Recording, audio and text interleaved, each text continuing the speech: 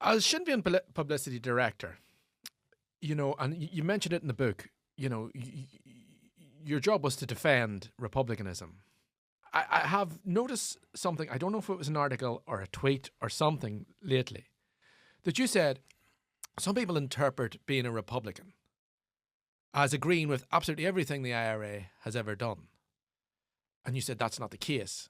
So did you ever find yourself in a situation that you're defending stuff that really you just knew it was indefensible, that it was wrong? No, I wouldn't do that. What I would do would be very careful with my words, and I would explain a situation. I would explain if the IRA put out a statement, I would explain that statement. But for example, I mean, there's certain things that happened during the conflict. I mean, right back to the Bloody Friday or Le Mans or Enniskillen, unconscionable actions which I can't defend, I won't defend, and I don't think anybody should try to defend. So what I'm saying is that even if you supported the Republican movement and the Republican struggle, that doesn't mean to say you support every single thing that happened. So, for example, disappearing people, I could never understand that. I would never have agreed with that. But these are things that happen. But in the generality of it, in my opinion, we were at our wits' end. We were at the end of our tether in places like West Belfast and poor nationalist areas. Whenever the British Army came in, we were told they came in to defend us, and within months they were firing gas into the lower falls and killing people. I witnessed that. I had friends who were burnt out of their homes. Two of my best friends were killed in the conflict. Jimmy Quigley at the age of 18, Kevin Brady in Milltown Cemetery at the Gibraltar 3 funerals. So nobody has a monopoly on suffering.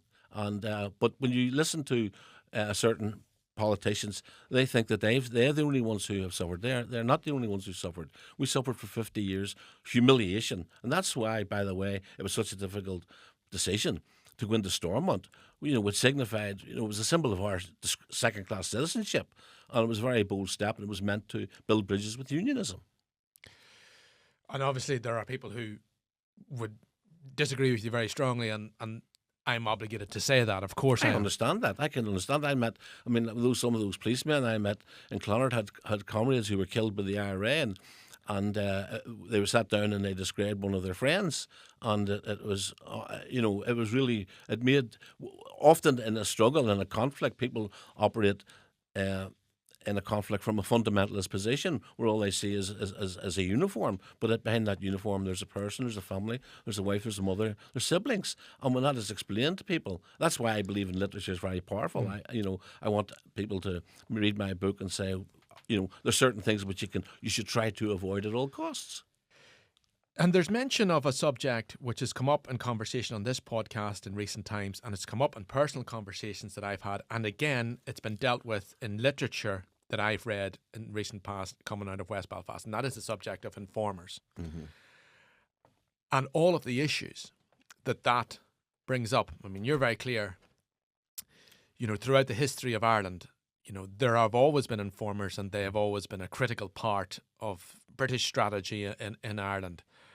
And yet, when I do speak to people now, I wouldn't go as far to say sympathy, but people have perhaps a wider understanding, looking back, that people found themselves in desperate situations. Very few people were ideologically driven to become an informer. Well, you're absolutely correct there. In fact, the former, not sure he was the head of the special branch, but Ian Phoenix, he was killed in the Chinook helicopter crash in the Mulligan Tower. In a book written about him, he said he had actually never come across an informer who had betrayed his side out of ideology. A lot of people were informed, they were blackmailed or bribed. A lot of them were weak people. Remember this, during the conflict, often the IRA issued amnesties for people. If you come forward now, right, come forward and say what's happened and get yourself out of the situation that you've been implicated in. But informers, all organisations in any struggle, be it in France during the Second World War, or in Holland during the Second World War, or in other liberation struggles around the world, they don't have prisons to put people in. So the form of punishment for informers is death, not as way it's been traditionally. I mean, several times. The first time I was interned, it was a result of an informer.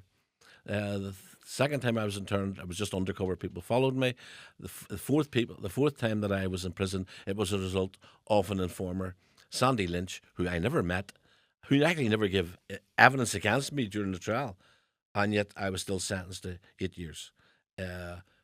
I've no love for informers, but having said that, obviously one of my novels, The Wrong Man, it's written from a sympathetic point of view of a person who is an informer. So I try to see all sides, but in a conflict in the heat of a situation, there's very little mercy shown towards informers, and that's the way it always has been. But you say in this book, in All the Dead Voices, that, you know, and I mean, obviously, if the IRA shoot an informer, the IRA is responsible for that. Absolutely. But you do say that, you know, that from the British point of view, that this is that the nationalist community are wounding itself in this manner.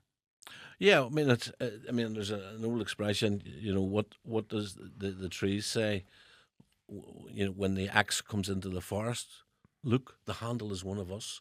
You know, it's that fact. It's very demoralising for a community whenever someone informs, and of course, if the IRA kills that person's family. There's a funeral. There's a whole fraud situation over that. I mean, one of the things which I think is quite despicable, even though my detestation of informers is on the record, and I stated that in the witness box during my trial. One of the things that I find absolutely deplorable is that some of these informers who are working for the British state actually has a duty of care towards them. But in my case, in the case of Steak Knife, whenever the IRA discovered someone was an informer, this Steak Knife double agent would go to his handlers and say, "What do we do?" And the message would come back, "Let them kill him." Even though this person thought that he or she was working for the British state, let them kill him, because they knew, first of all, the person was of no longer any use to them as an asset.